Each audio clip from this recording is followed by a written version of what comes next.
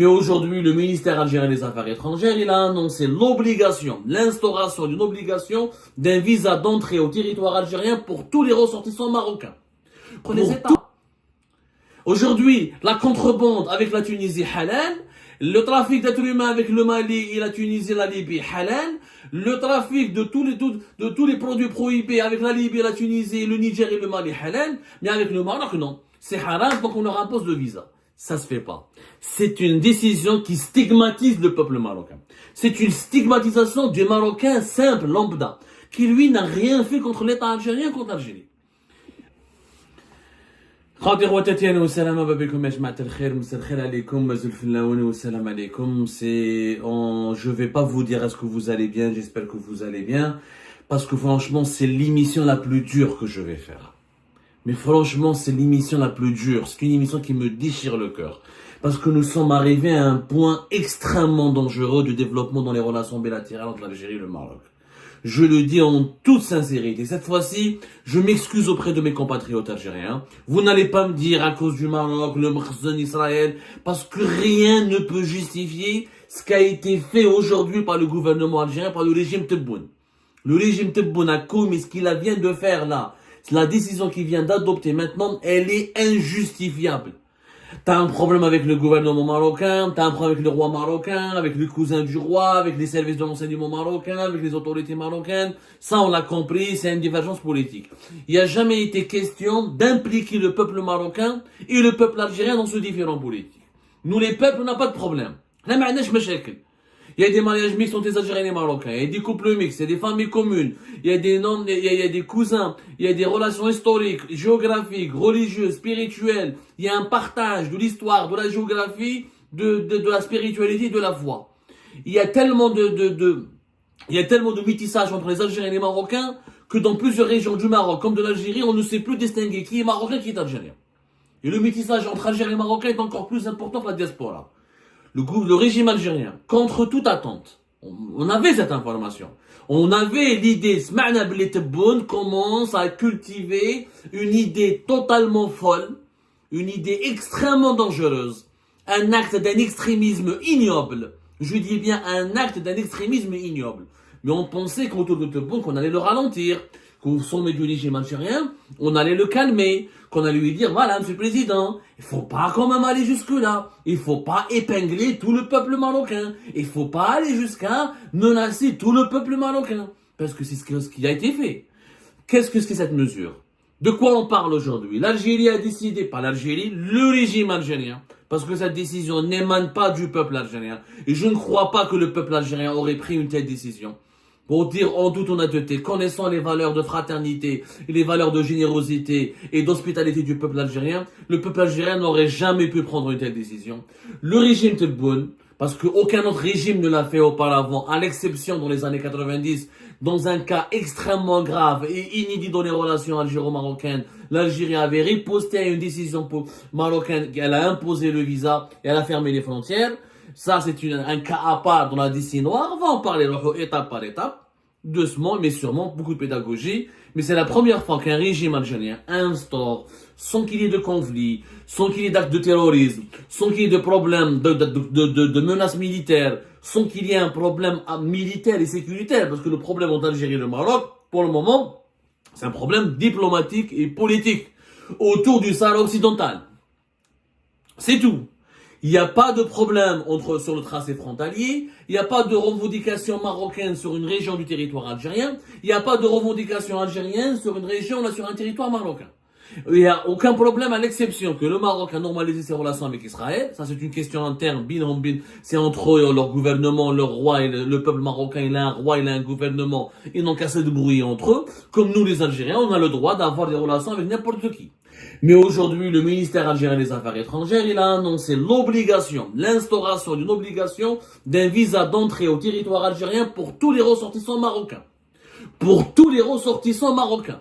C'est-à-dire que tout Marocain détenteur d'un passeport marocain, il doit aujourd'hui demander un visa pour pouvoir venir en Algérie. C'est une première. Une première en temps de paix. Parce qu'il n'y a pas de guerre officiellement déclarée, ni de tension militaire ou sécuritaire entre les deux pays ou à la frontière des deux pays. Qu'est-ce qu'il a dit le ministère des Affaires étrangères?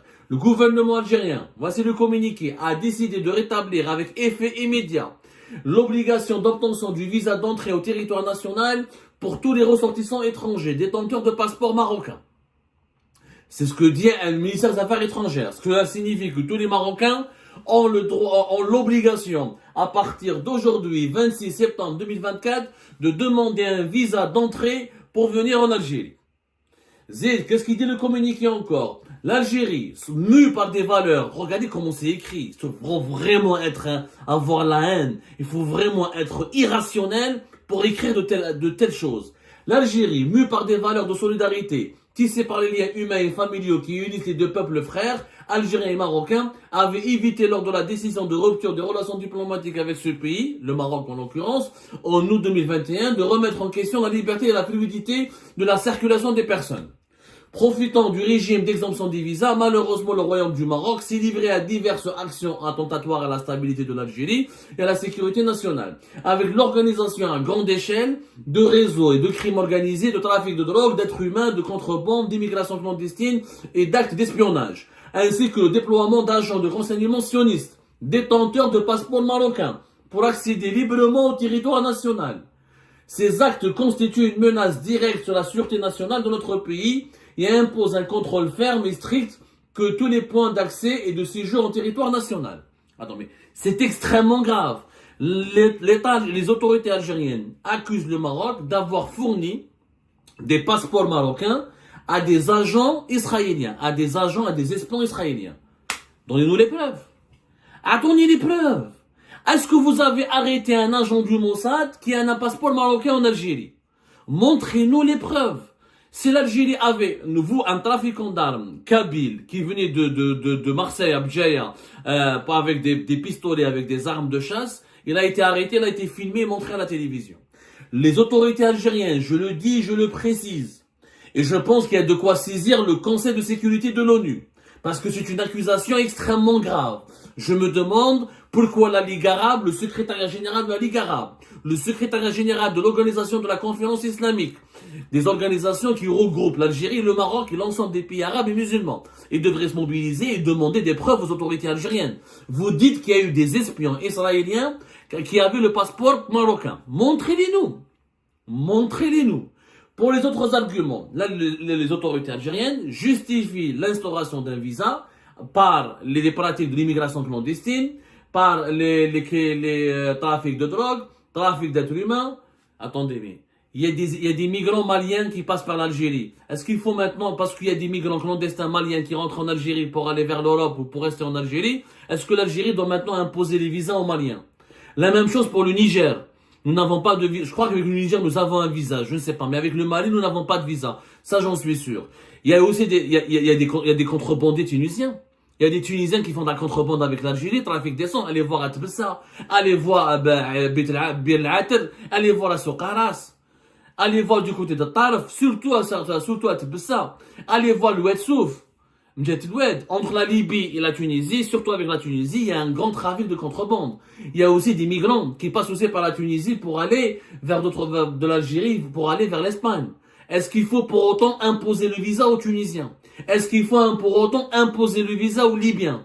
Durant les frontières de l'Algérie avec le Niger et le Mali, comme avec la Tunisie, la Libye, il y a autant de fléaux de contrebande, de trafic d'êtres humains, de trafic de migrants clandestins, voire de trafic d'armes et de trafic de drogue. Il faut arrêter de mentir. Les frontières algéro-marocaines sont militarisées. C'est les frontières les plus surveillées du pays. On a construit même des tranchées. Même des tranchées. Allez voir la frontière algéro-marocaine du côté de Saïdia et du côté de Porsi. Vous allez voir du côté de Porsi, Mjet Tlemcen, Saïdia du côté du Maroc, que la frontière, le grillage se prolonge en pleine mer. Donc, c'est la frontière la plus surveillée. Les trafics sont beaucoup plus considérables. Et je défie les douanes algériennes de nous publier les chiffres des saisies et des arrestations de brigands, de contrebandiers, et vous allez remarquer que le trafic d'êtres humains, de drogue, d'armes et de migrants clandestins est beaucoup plus important entre la frontière algéro-tunisienne qu'avec la frontière algéro-marocaine. Et la majorité des migrants clandestins ne viennent pas du Maroc, ils viennent du Mali et du Niger. Donc, Wushendero, Les arguments les arguments du régime algérien ne tiennent pas debout. Il ne tient pas debout. Je le dis et je le redis, il ne tient pas debout. Il y a des arguments à cause du trafic, etc. Le seul argument qui peut être valable, c'est l'arrestation. Comment dirais-je? C'est l'arrestation d'espions israéliens détenteurs de passeports marocains. Donnez-nous vos preuves. Kharjouhum à la télévision. Attendez les noms. Vous avez arrêté des espions israéliens qui sont détenteurs de passeports marocains. Moi, je mettrai ma vie en jeu, les jamais masalat. Parce que le gouvernement, le régime algérien avait arrêté des espions israéliens porteurs de passeports marocains. Il les aurait affichés à la télé, il les aurait affichés devant le monde entier. Donc, arrêtons maintenant de mentir.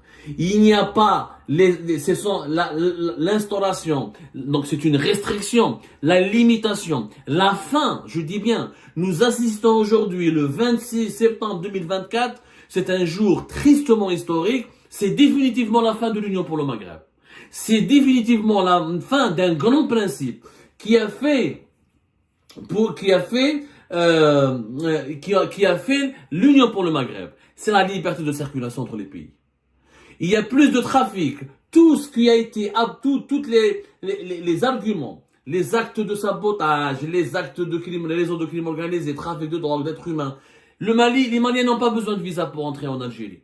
Et nous avons des problèmes politiques avec le gouvernement actuel de transition du Mali. La majorité des migrants clandestins ne viennent pas du Maroc, ce sont des Africains subsahariens. Ils viennent beaucoup du Mali et du Niger. Est-ce qu'on a instauré le visa avec le Mali? Non. Donc, on a visé les Marocains parce qu'il y a un problème politique avec eux. C'est simple. C'est une décision purement politique qui n'a aucune justification sécuritaire. Qu'on nous sorte les chiffres, il y a combien de Marocains qui sont impliqués dans des affaires criminelles en Algérie? Et combien de Maliens, combien de Tunisiens, combien de Nigériens, combien de Libyens, etc. Qu'on nous sorte les chiffres. Combien de drogues et d'armes et de marchandises de contrebande et de cigarettes ou d'objets prohibés sont saisis à la frontière algéro-tunisienne ou algéro-libyenne par rapport à la frontière algéro-marocaine. Et vous allez voir que les données parleront d'elles-mêmes. La frontière algéro-marocaine, elle est morte, quasiment morte. Elle est militarisée, des tranchées. C'est des deux pays qui se regardent en état de guerre. Il n'y a plus de relations bilatérales, il n'y a plus de rapport, il n'y a qu'une guerre médiatique et diplomatique. Donc, et la frontière, elle est militarisée. Les contrebandiers ont été réduits significativement entre la frontière de l'Algérie et le Maroc et les gens de Tlemcen et de Marnia, de Oujda, de Berkane, de Touhan, comment on appelle, toutes les régions, les villes frontalières entre l'Algérie et le Maroc peuvent en témoigner des conséquences de cette militarisation des frontières algéro-marocaines. Ce qui est complètement, les arguments du régime algérien sont fallacieux. Ensuite, le communiqué du ministère des Affaires étrangères, il dit que le Royaume du Maroc est tenu pour seul responsable de l'actuel processus de dégradation des relations bilatérales par ses agissements aussi dans l'Algérie. Attends, mais c'est toi qui décides d'instaurer le visa. C'est pas le Maroc qui a instauré le visa contre les Algériens. Les Algériens ont toujours au Maroc avec son visa. Je n'ai pas vu un témoignage d'un Algérien qui est parti au Maroc, qui n'a pas été bien accueilli, qui a été refoulé de l'aéroport, ou là qui a été maltraité à l'aéroport, ou là qui a été rejeté à l'aéroport, ou là on lui a dit ne rentre pas. Les Algériens circulent le plus librement au monde au Maroc. C'est des décisions purement algériennes. La rupture des relations diplomatiques est une annonce unilatérale algérienne. Le Maroc n'a pas souhaité cette rupture des relations diplomatiques. Vous allez me dire qu'il l'a provoqué. Provoqué comment? Vous parlez d'actes hostiles. Mis à part la normalisation avec Israël. Quels sont les autres actes hostiles à l'Algérie? Attendez la liste. Et ça, l'acte hostile, c'est qui? C'est l'État marocain. Ok, t'as un problème avec l'État marocain. Ok. Je ne veux pas de diplomates marocains chez moi. Je ne veux pas des officiels marocains chez moi. En septembre 2021, on a fermé le ciel algérien aux avions marocains. Ok. Mais le peuple, où est-ce? Il y a des travailleurs marocains en Algérie. Dans la maçonnerie, dans l'agriculture, dans l'artisanat. Il y a des familles algéro-marocaines, INS. Il y a des Marocains d'origine algérienne. Il y a des Algériens d'origine marocaine. Comment ils vont faire ces gens-là? On va briser des familles. Début des années 80, il y avait 200 000 Marocains en Algérie. Contre 50 000 Algériens au Maroc. Et c'est des chiffres qui n'ont jamais été officiellement assumé et reconnu. Jusqu'à aujourd'hui, à l'étranger, comme sur le territoire national, il y a énormément de familles algéro-marocaines. Les Marocains de base ont fait quoi contre nous? انا حبيت نفهم يا مسيو تبون وعلاش عندك هذيك لا ماروكوفوبيا، علاه راك جايبها عقابهم، علاه تكره لي ماروكان؟ فهمنا برك واش داروا لك. صح، le roi tu l'aimes pas, je peux comprendre. Le premier ministre tu l'aimes pas, je peux comprendre. Les généraux marocains tu les aimes pas, je peux comprendre. Mais le peuple واش دار؟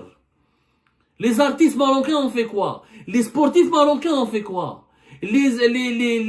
Les journalistes marocains ont fait quoi? Les citoyens lambda, les maçons marocains ont fait quoi? Les agriculteurs marocains ont fait quoi? Les ingénieurs marocains ont fait quoi? Les étudiants marocains ont fait quoi? Ça n'a pas de sens. C'est un acte d'un extrémisme dégueulasse. Je suis désolé, on ne peut pas être objectif. Aujourd'hui, je le dis, toutes les Algériens et les Algériens qui ne condamnent pas cet appel, cette décision haineuse et qui divise le Maghreb et qui aggrave les tensions entre les pays, c'est un pas davantage envers la guerre. Ça veut dire que tu veux absolument nous imposer, nous les Algériens et les Algériens, une perception du Maroc comme si le Maroc est notre ennemi. Il faut absolument qu'on l'accepte. إذا حكمتوا des espions israéliens, détenteurs de passeport marocains, خلونا نشوفوهم. جيبوا غامني لي على la télévision, نشوفوهم, هاتوا برهانكم. اشتكي. Qu'un des organismes internationaux dénonce. Mais là, parler avec des mots qui n'ont aucun sens, c'est des mensonges tout ça. Une information qui n'est pas étayée par une preuve est un mensonge. Cette base vaut pour le journalisme comme elle vaut encore plus pour en politique, notamment dans les relations bilatérales entre les États.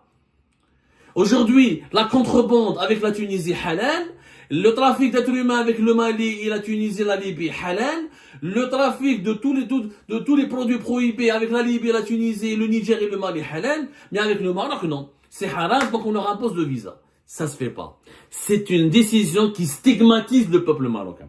C'est une stigmatisation du Marocain simple, lambda, qui lui n'a rien fait contre l'État algérien, contre l'Algérie. Je parle du peuple marocain, parce que le visa, ça va toucher qui? Ça va toucher le peuple marocain. Ça va toucher les Marocains qui doivent aller voir en Algérie, voir leur famille. Ça va toucher les Marocains qui sont mariés à des Algériens. Ça va toucher aux enfants qui sont issus aux enfants marocains qui n'ont pas la nationalité algérienne, mais qui ont des cousins, qui ont des amis, qui ont des malabaliches, des cousins fraternels, et les Marocains qui sont mariés avec des Algériens. Comme une femme marocaine مزوجة مع un Algérien. باش تروح مع بلادها للجزائر. Il lui faut un visa. Ou la quoi, elle doit demander la nationalité algérienne pour ne pas avoir le visa. Eh bien, et le Marocain qui est marié avec une Algérienne et qui veut venir en Algérie avec sa femme, il va faire comment? Il doit demander le visa. Ça se fait pas, Yanès. C'est un extrémisme. Mais qu'est-ce واحد il va dire تبون عيب عليك. كم راكم كاع رجال غير لي جينيرو 3 4 ايطون ما كاش فيكم واحد يوقف معاه يقول له يا ودي مسيو تبون سي با كوم سا. On a rabaissé l'Algérie. Où sont les valeurs de l'Algérie? L'Algérie dans tous ses problèmes avec les États. Nous n'avons jamais sanctionné les peuples. Nous n'avons jamais sanctionné les peuples. Nous n'avons jamais, l'État algérien ne s'est jamais attaqué dans son histoire à des citoyens d'un État avec lequel on avait des problèmes qui impliquaient uniquement ses dirigeants. On n'a jamais touché le citoyen lambda. On a toujours été un pays accueillant pour les Africains et les Arabes et les musulmans en général. C'est pas ça. Ça, c'est une honte absolue.